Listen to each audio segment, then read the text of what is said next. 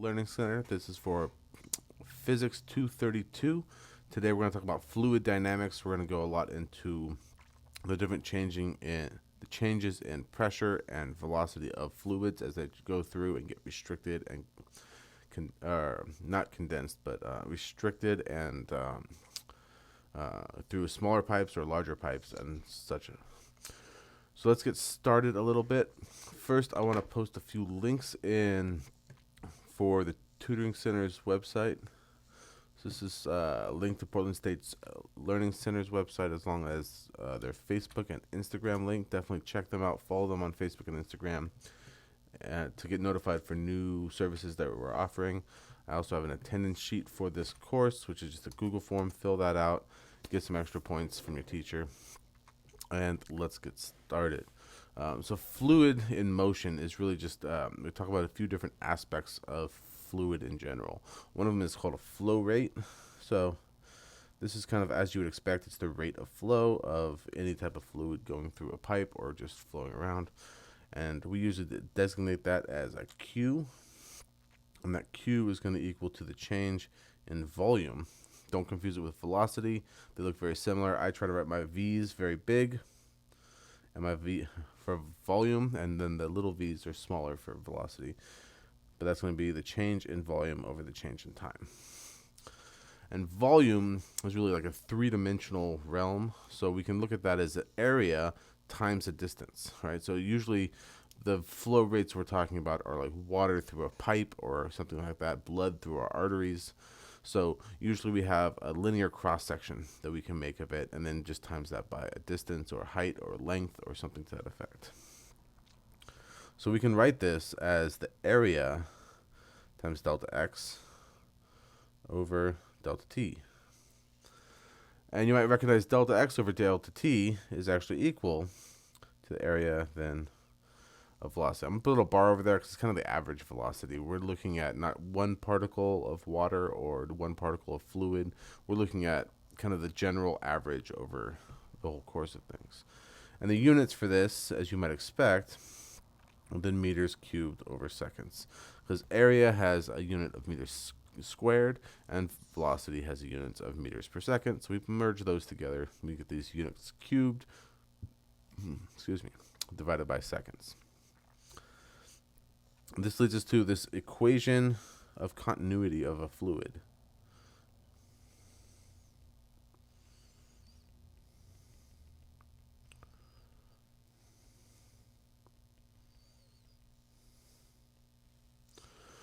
So we talk about 4 incompressible fluids, such as water, which is one of the most abundant fluids on the planet. The amount of fluid going through an area is equal to the fluid coming out of an area. So I say the amount of fluid going into an area is equal to the fluid coming out of an area. That's the same area. So the fluid going in is equal to the fluid coming out. Thus, we can say that the flow rate going in is equal to the flow rate going out, which means that A1 V1, 1 being the initial state for it, the area of that cross-sectional area initially times the velocity initially is going to be equal to the area of where it comes out times the velocity where it comes out. We can write this and manipulate things in various different ways there, just to see the relationships between things. We can do something like that, which would be equal to then the inverse. So the area going in divided by the area going out is going to equal the velocity going in divided by the velocity going out. And we can see that anytime we have A1 greater than A2. So if I say if A1 is greater than A2, that means that V2 is going to be greater than V1. Similarly, if A1 is less than A2, you can see that V2 is going to be less than V1. And this makes sense because if we had, like, say, a garden hose, which a lot of you might be familiar with, if you are holding the water hose, you turn the water on, the flow rate's coming out. If you hold your thumb over the end of it, the flow rate shoots out a lot farther, right? The velocity of that water has suddenly increased because we're decreasing the cross-sectional area of what we're doing. We're covering up part of that hole, just leaving a small area for it to go. The pressure is pushing on it, and it's making it so the flow rate has to stay the same. Based on this equation of continuity, we can define the velocity coming out to be much higher than the velocity that's in the hose because it needs to account for that same amount of flow rate. We can also talk about the idea of turbulence, and turbulence we usually signify mathematically through Reynolds number. That's Reynold,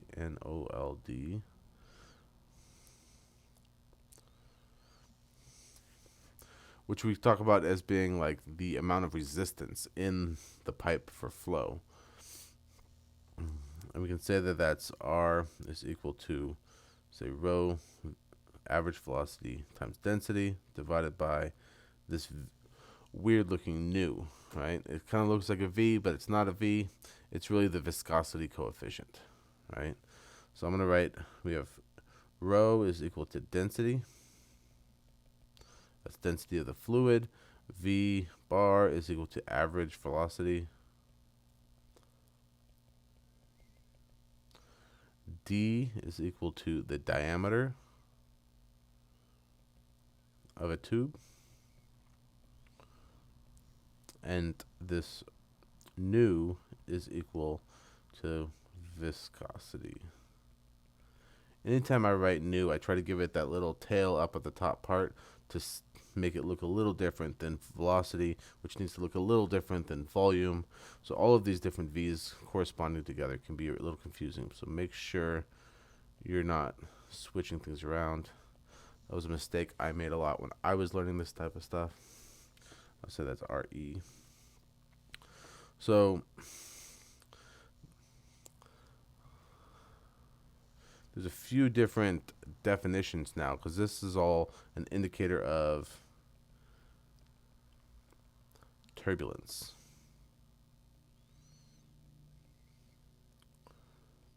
And turbulence is kind of when things are turbulent, that means they're all mixing together and the different layers within the fluid kind of get mixed because they're not all flowing in the same direction. We call a fluid, I want to say this, pronounce this right, laminar, when this Reynolds number is fairly low, below 2,000.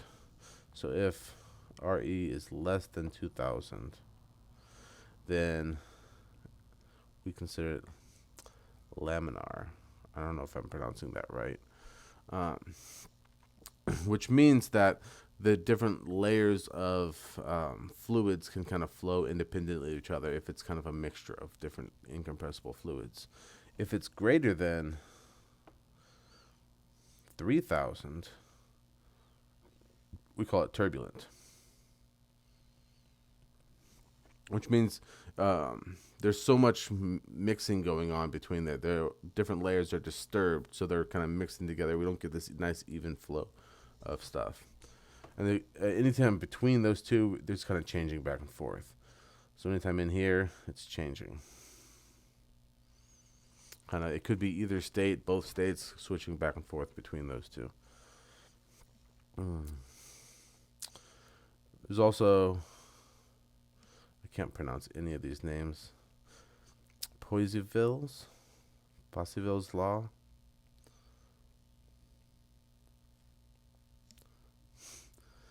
In this case, the movement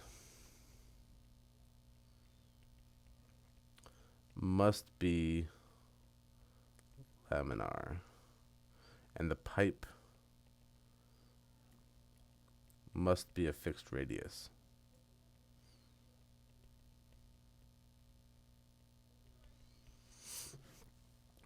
If those two conditions are met, we can say that Q is going to be equal to the change in pressure over this resistance of flow.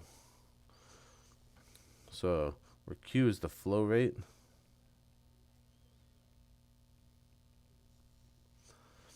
this is the change in pressure, and this one here is the resistance of flow.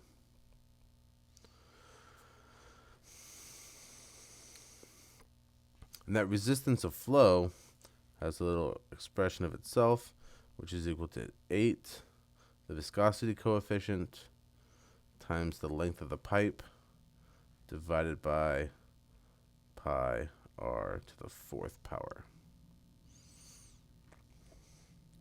So we can substitute this value in to this one up here for r, and we can get a more general statement there, where Q is going to be equal to delta P pi r to the 4th, just bringing the denominator here up top because we're moving that r down, divided by 8 nu L. And we know that that's going to be equal to this area times the average velocity. So that gives us this relationship now between the different quantities and qualities of the flow rate. And using this, we can solve for that average velocity, which would be equal to delta P r squared over 8 nu L. And that's a nu. All I did is rearrange that equation a bit to get velocity by itself, really by dividing by the area.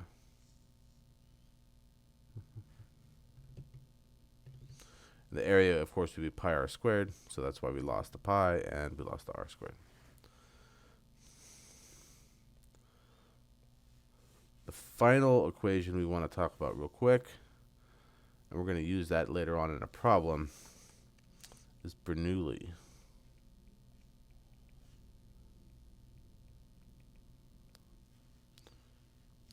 Bernoulli's equation has to do with the pressure and the density and velocity of different objects, and we can see how that pressure and energy differentials happen. Oh no. So we can say that P1 plus 1/2 density v squared, so that's the velocity of the initial velocity of it, times the density times gravity times height of 1 is going to equal P2 plus 1/2 rho V2 squared plus rho gravity height of 2. And we'll see how to use that a little bit later on when we tackle one of the problems today. All right, so let's get started on a problem. In this problem, the heart pumps blood into the aorta at a rate of 4.5 liters per minute. We want to calculate the average speed of blood in the aorta's diameter, or if the aorta's diameter is 1.8 centimeters. So here, they're telling us the flow rate is equal to 4.5 liters per minute.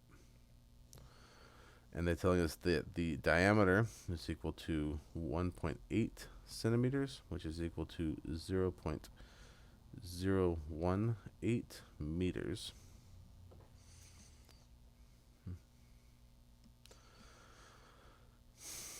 And we know that Q is going to be equal to A V bar, right, which means we could solve, because we want to know the average speed, we can solve this as Q over A is equal to V bar, the average velocity there.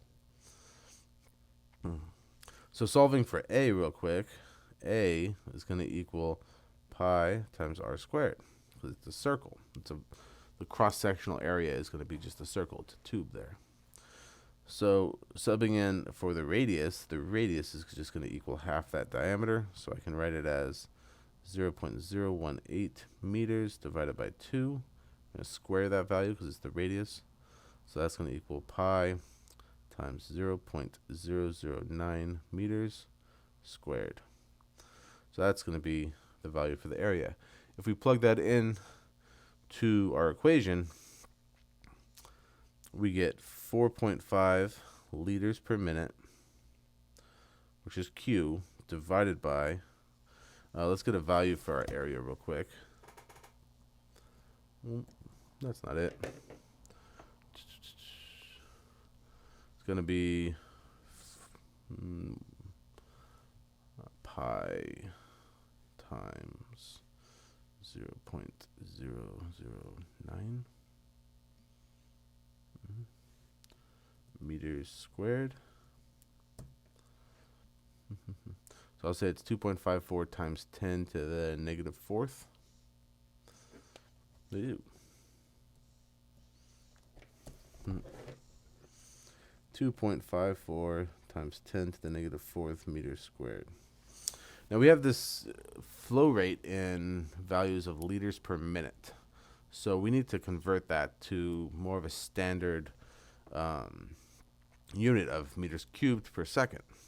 So doing a little bit of dimensional analysis, I'm just going to multiply this by the, first let's do minutes to seconds, right? So 1 minute divided by 60 seconds. Then we'll multiply that by 0.001 meters cubed per liter. And that will let us kind of cancel out my liters, cancel out my minutes, and we get meters cubed per second. So if we plug this into our calculator now, so I'm just going to go plug it all in, 4.5 liters per minute. I'm going to multiply that.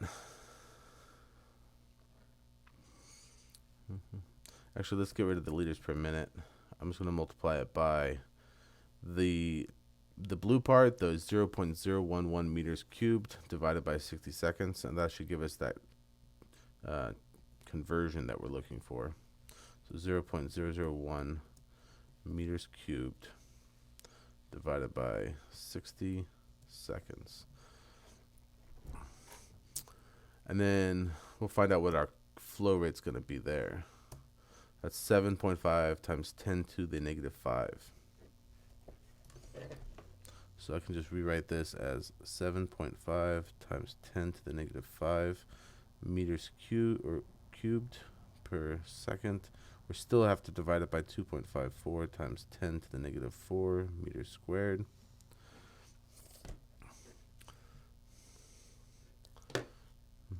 So doing that, 2.54, well, I got that up there. Let's just steal it.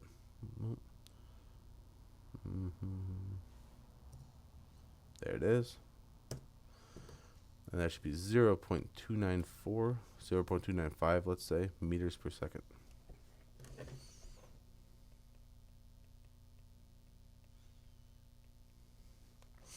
So that's the flow rate after it leaves. Oh, it's the average speed, is what it is. The average speed of blood in it.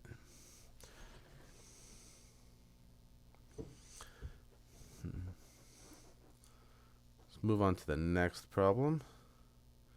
Here the aorta branches many times until the blood finally reaches the smallest branch, the capillaries. Each capillary has an average diameter of 7 micrometers, and the blood slows down. That's an L. It slows down to 0.49 millimeters per second.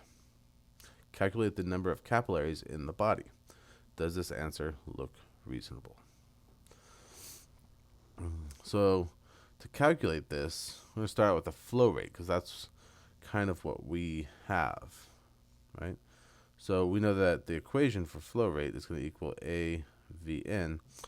But if we break it down a little bit, where N is the number of capillaries, okay, we can multiply that by N. And we can solve that then for n. So solving that for n is equal to q over AV naught. Plugging in the area, that's going to be q over pi r squared v bar. Now we have the flow rate here. On the previous page, we've calculated the flow rate, Q. So we can plug that in, 7.5 times 10 to the negative 5 meters cubed per second. We can divide that by pi. For R, we have 7 micrometers. So that's going to be multiplied by 7 times 10 to the negative 6 meters. We're going to square that. And then the velocity is 0.49 millimeters per second. So plugging that in, since that's in millimeters, we're going to say 0.49. I'm running out of space. I think I can squeeze it a little bit this way. Oop, not this. So 0.49 times 10 to the negative 3 meters per second. And that should let us calculate the number of capillaries in the body. Let's see here.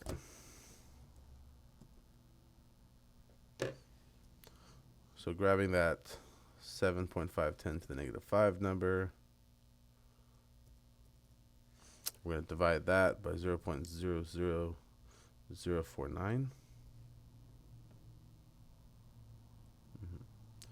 Yeah. And then we're going to, and that was in meters per second.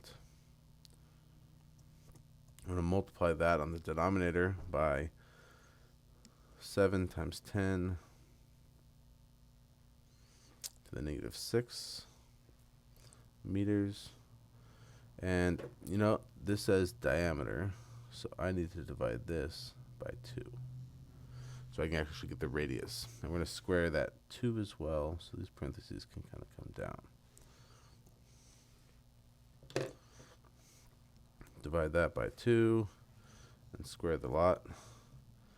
And we get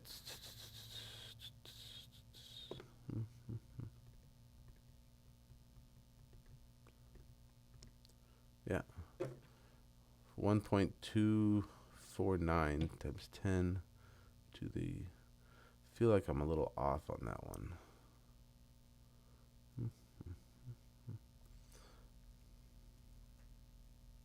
About 3 times pi, or, oh, I forgot pi. I was off by about 3 times, and look at that. I left the pi out down here somewhere.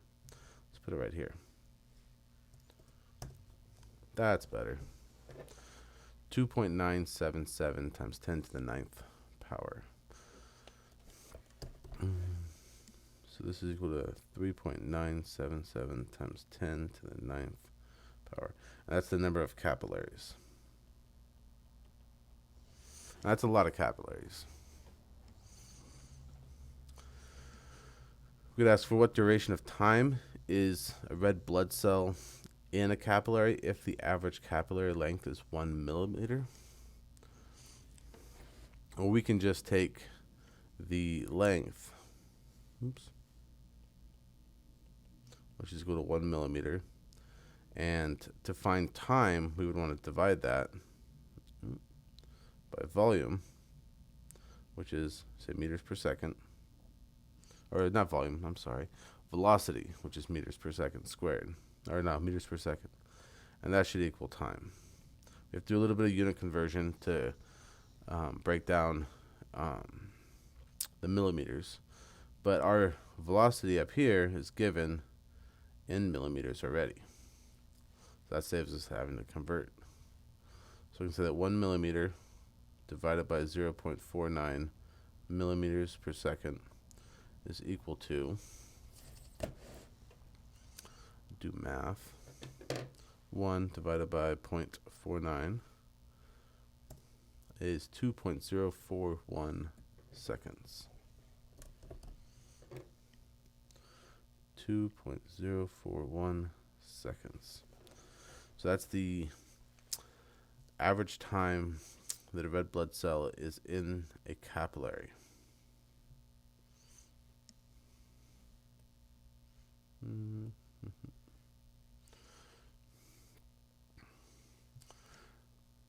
So this is a problem. We got a diagram here. We're going to go over, and first let's read the top part. A common cause of cardiovascular disease is arteriosclerosis, the hardening and narrowing of arteries due to buildup in the plaque. For instance, significant narrowing in the coronary arteries, which bring oxygenated blood to the heart, can produce symptoms such as chest pain, dizziness, and breathlessness. So here's kind of a diagram of the heart, and they're showing you this is where the artery is here. Let's see if I can kind of glowing. And you have kind of a blockage in the blood vessel here. And as the blood's trying to flow down, that blockage is going to reduce the pressure, or it's going to increase the pressure going in here. So by blocking that artery, it can cause a lot of bad things, chest pains and dizziness, breathlessness, and whatnot. And here we have a chart of some of the values here. So we have density of the blood, which is rho, which is about 1060 kilograms per meters cubed. We have the viscosity of the blood, which is equal to 0.004 pascals per times seconds, pascal seconds. And the flow rate, we have 0.8 milliliters per second. The length of the artery is 3 centimeters, but the radius of the artery is 0.18 centimeters. We're going to use those values to kind of solve some problems about this, and solve some problems about this, essentially. So using that law, calculate the pressure drop across the artery. Things to think about: how does the pressure drop calculated in this part compared to the mean arterial pressure? And they give us a conversion factor for milliliters to cubic meters.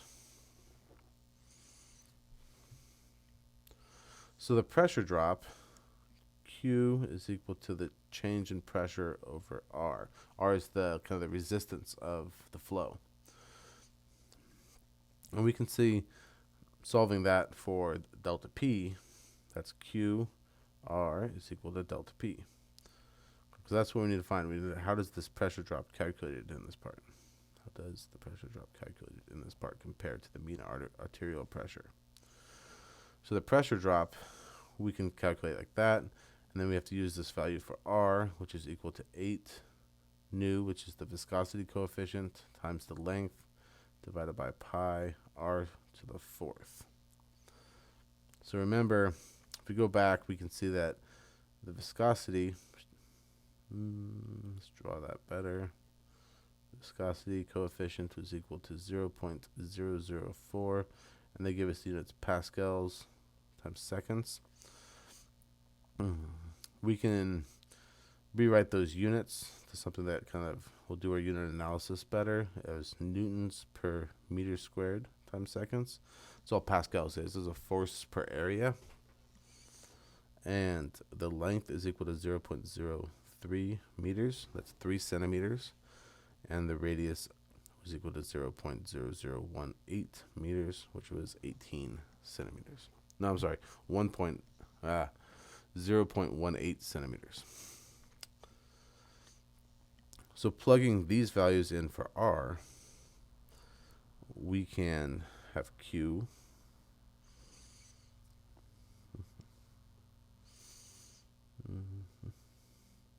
times 8 nu L divided by pi R to the 4th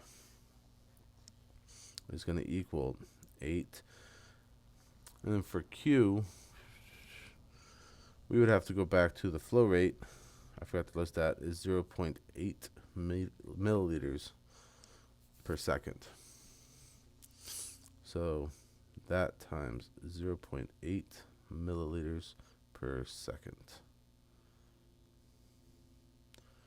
times the viscosity coefficient, which is 0.004, say Newton meter squared times seconds.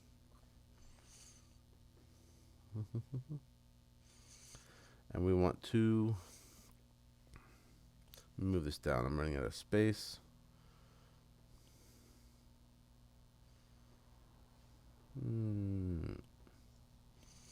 That's a little bit better.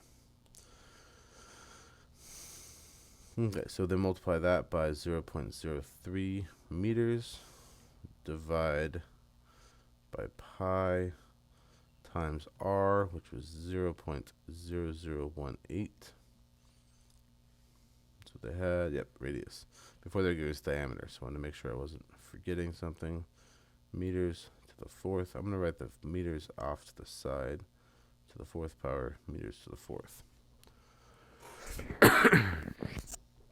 Looking at our unit analysis, one thing we have to do is convert milliliters into liters. So, or to meters cubed. Milliliters into meters cubed. So I'd have to multiply this whole thing by the conversion rate, 10 to the negative 6 meters cubed per 1 milliliter, which is what they gave us up top here. So now we can plug all that through into our calculator, canceling out, say, this and this is going to cancel all of that out. Seconds here and seconds there are going to cancel that out. Milliliters and milliliters are going to cancel that out. And we're going to be left with just Newton meter squared.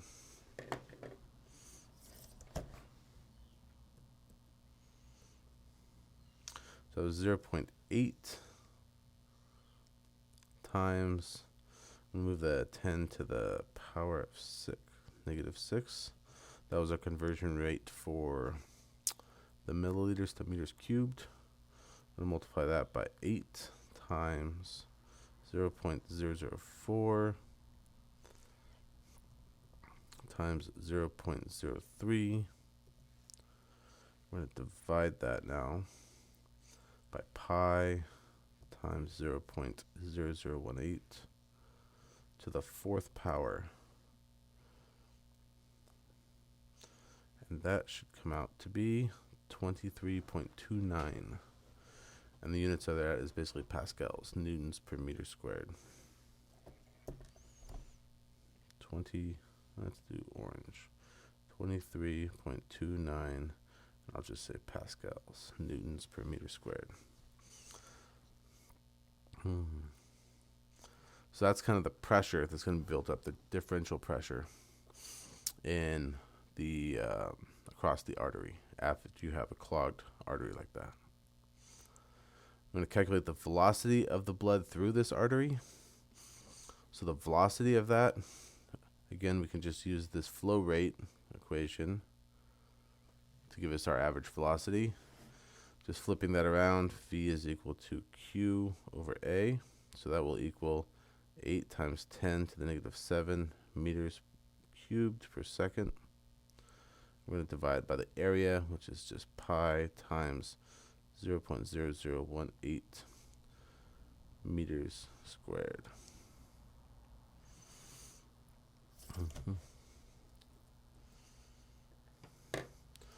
So that's 8. And the times 10 to the negative 7 we got because it was that conversion factor we had. It was 0.8 milliliters per second, and we had to multiply it by 10 to the negative 6 to convert it into meters cubed. So that's meters cubed per second. I'm going to divide that by pi times 0.0018 meters cubed. Cubed. And we end up with 0.7 or 0.0786 meters squared. Meters per second. 0.0786 meters per second. So that's going to be the velocity of the blood through that artery that's kind of clogged.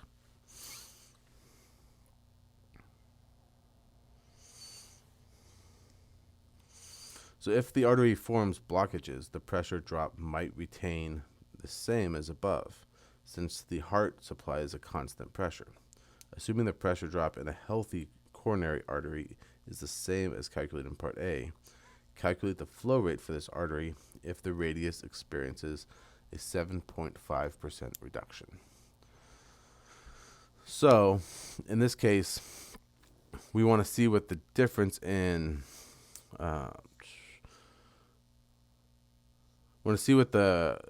the pressure or the flow rate of the blocked artery is if we reduce the radius, if we constrict the size of the pipe, essentially. And we remember this equation we had delta P pi r to the fourth over 8 nu L. That's the equation that we had it back here, way back. This guy here. That was related to the area times the velocity, and we substituted in that resistivity of flow.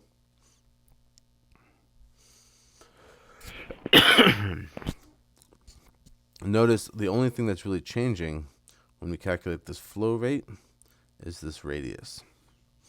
That radius is experiencing a reduction of 7.5%. So we can see that that flow rate is proportional to r to the fourth power. So we can really write this as a ratio of the blocked flow rate divided by the unblocked flow rate. So that'll be Q blocked divided by Q unblocked. And that ratio is going to be constant because when we do that, we'll see all of these constant values are going to basically cancel out because all of those are the same for both of them. The only thing that's different is this r to the fourth value, because in the blocked Q, r to the fourth is going to be 7.5% less. So I can say that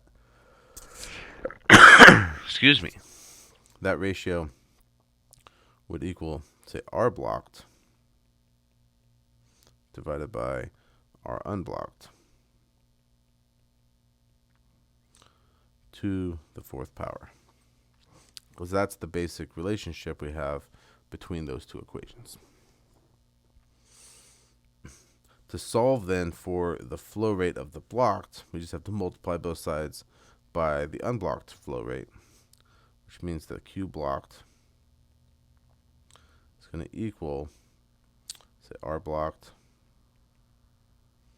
divided by R unblocked to the fourth power times Q unblocked.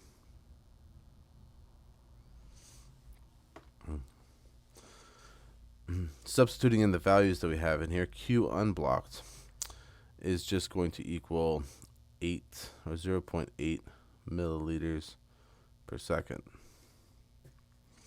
So using that as the units just to keep it simple, we can see that the R, and this is equal to Q unblocked. We can say that R blocked, or really the ratio, this ratio of R blocked, R blocked to R unblocked,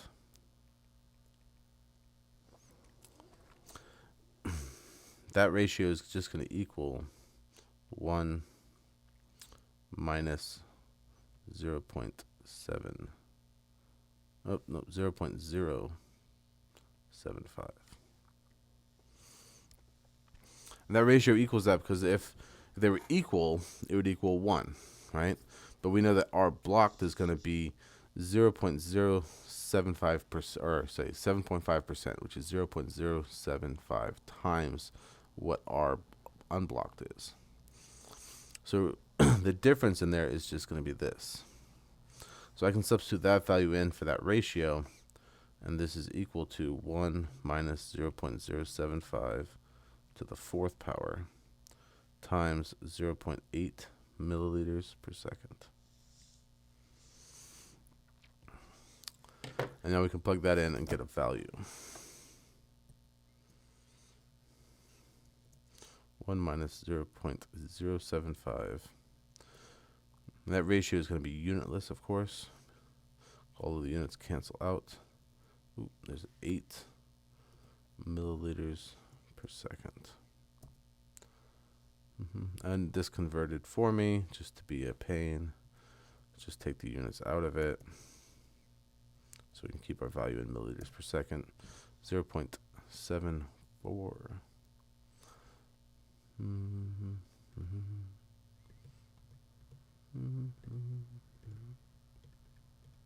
Oh, I didn't take it to the fourth power. That's why. There. 0.5856. So it's really 0.5857 if I round up, and that's in milliliters per second. So that's the flow rate of the blocked artery if it has a 7.5% reduction. Similar question. Assuming the pressure drop in a healthy coronary artery is the same as part A, calculate the flow rate for this artery if the radius experiences 75% reduction. So we can use that same philosophy now where I lost my pen. 1 second while I charge my pen. We can use that same philosophy where the Q blocked is going to be equal to 1 minus 0.75 this time to the fourth power, because that's just 75%. And we multiply that by the flow of the other. So that'd be Q blocked is equal to 1 minus 0.75 to the fourth times 0.8 milliliters per second. We'll see what that equals. It's the same idea now. Last time we had 0.075 because that was 7.5%.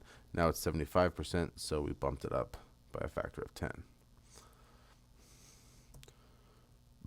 So just taking this, ditching that 0, you see it goes down to 0.003125.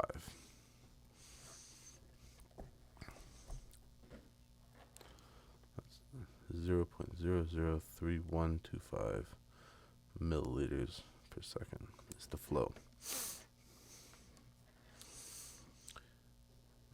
Now the body quite readily accommodates for the reduction in coronary artery radius by increasing the radius of blood vessels downstream via autoregulation, which reduces the overall resistance of the circulatory system and raises the local flow rate in the coronary artery to an acceptable value. However, as the numbers of previous parts suggest, a 75% reduction severely reduces the flow rate, over 99% of that. What if the body could maintain a flow rate of 0.8 milliliters per second in the 75% occluded vessel by raising the pressure?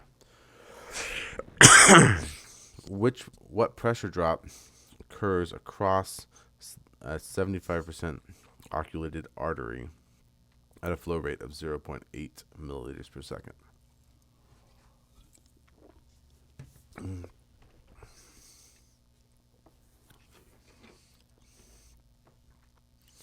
So we can utilize that same equation we had previously.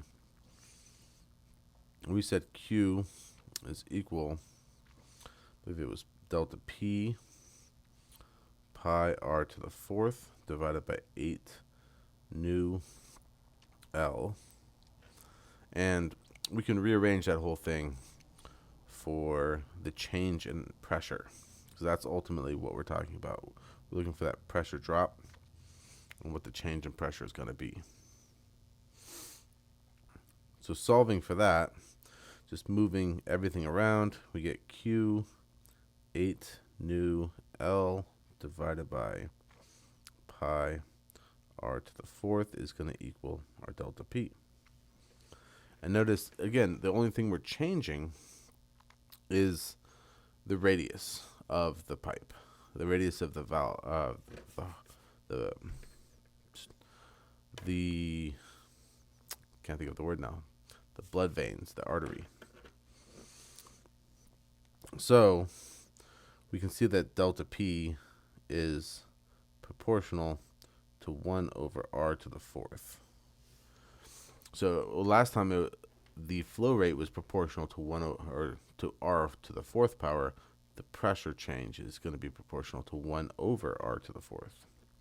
So we can write a very similar type of relationship where the ratios between the change in pressure is going to be equal to this 1 over r to the fourth, the differences between those. So I can say, my pen's dying on me, so just give it a second to charge, and I'll be able to write again.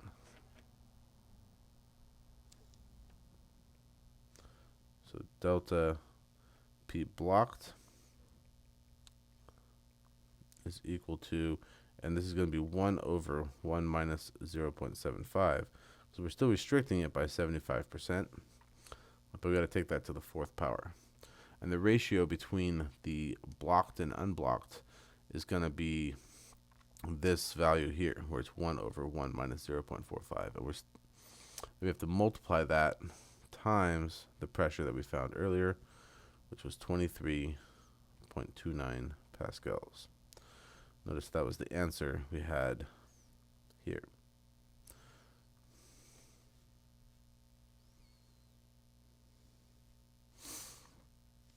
Let's see what we get with that.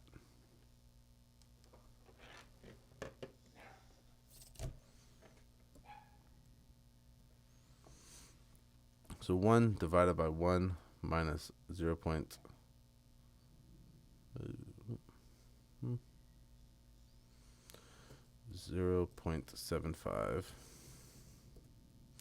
to the fourth power. We're going to multiply that by 23.29.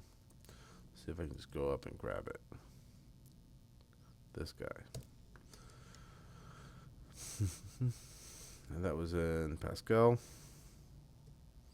It's going to give us 5,961.6 pascals.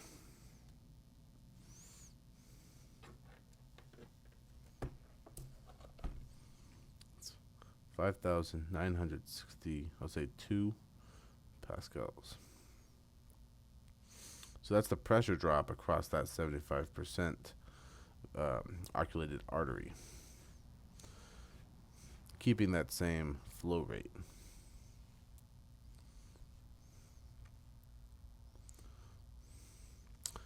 So this is a fusiform aneurysm. I'm learning a lot about fusiform aneurysms just doing this problem. But this bulges or balloons out of an artery on all sides. You can see a picture there. If this aneurysm occurs in an aorta, the internal radius may increase from 1.13 centimeters in normal healthy sections to R equals 2.26 centimeters. So it's doubling in radius essentially in the disease section, while staying at the same time the same vertical height. The speed of the blood flow is V1 is equal to 0.36 meters per second in a normal section, and the gauge pressure at 99.99 millimeters of mercury. The density of blood is going to be 1060 kilograms per meters cubed. Then we're going to calculate the speed of blood, V2, in the aneurysm. So the continuity principle we talked about at the beginning, NUIT,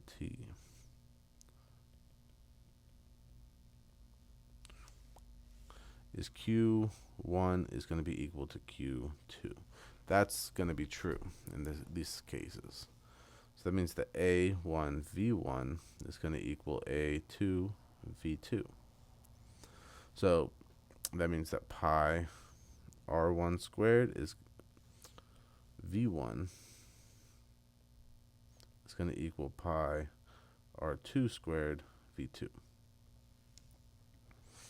So solving this for V2, we can see the pi's are just going to cancel, and we're going to left with R1 over R2 squared V1 is equal to V2. So now plugging the values they gave us for our R and V, R1, R2, we can see that this is 0.1.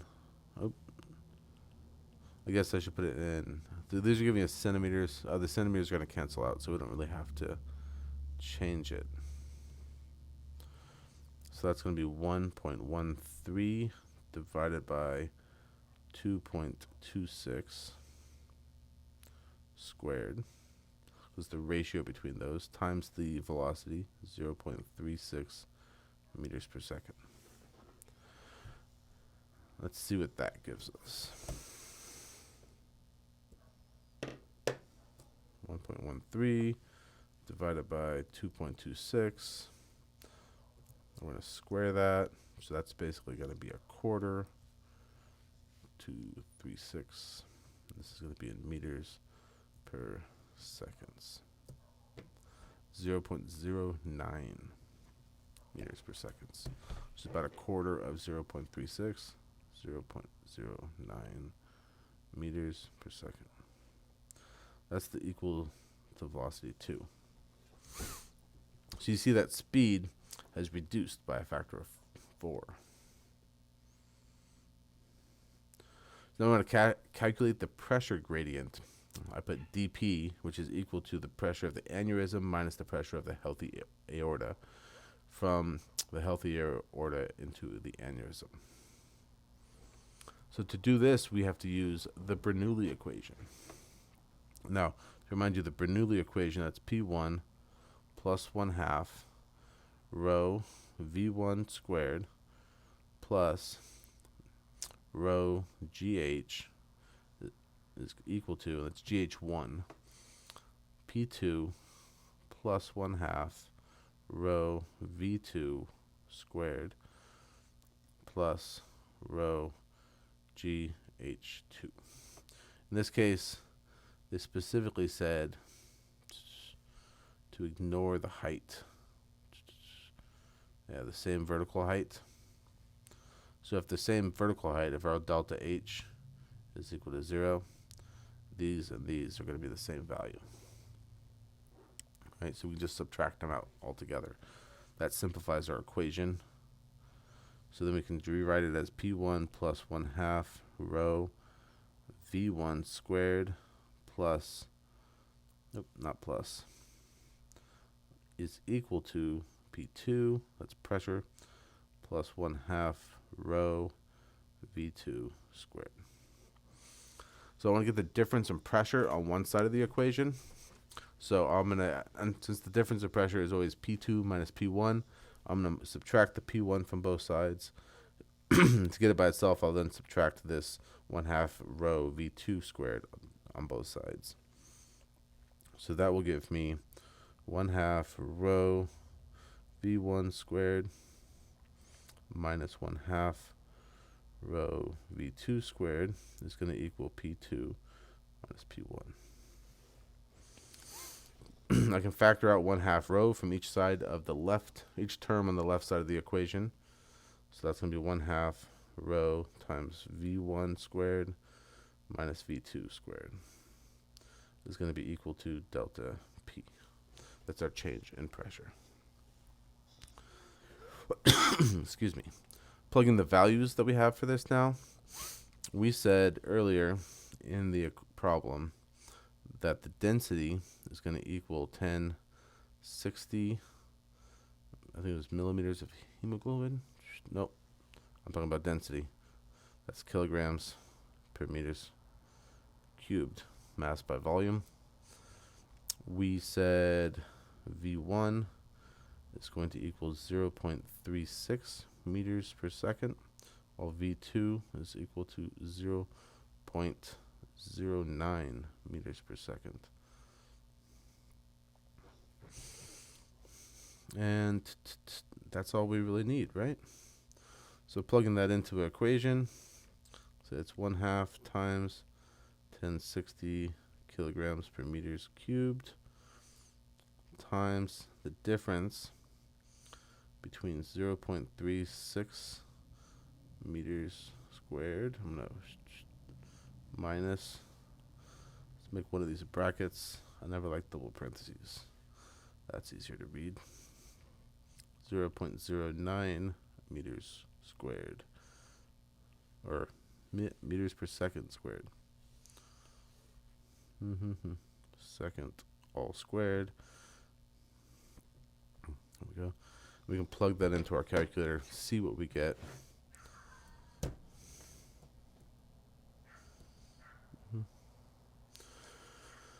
So it's going to be 1/2 times 1060 kilograms per meters cubed times 0.36 meters per second squared, minus 0.09 meters per second. Forgot my parentheses there, so let me put it on the other side. Squared. Make sure everything looks right in there, and it does. We get 64.395 pascals. That's going to be 64.395 pascals. And if we wanted to convert this to millimeters of mercury, we'd have to just multiply by our conversion factor, which is 760 millimeters Hg divided by 1.013 times 10 to the 5 pascals.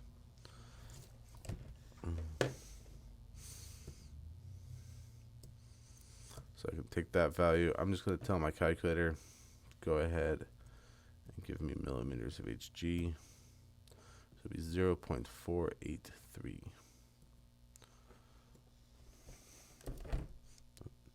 This is equal to 0.483 millimeters of mercury.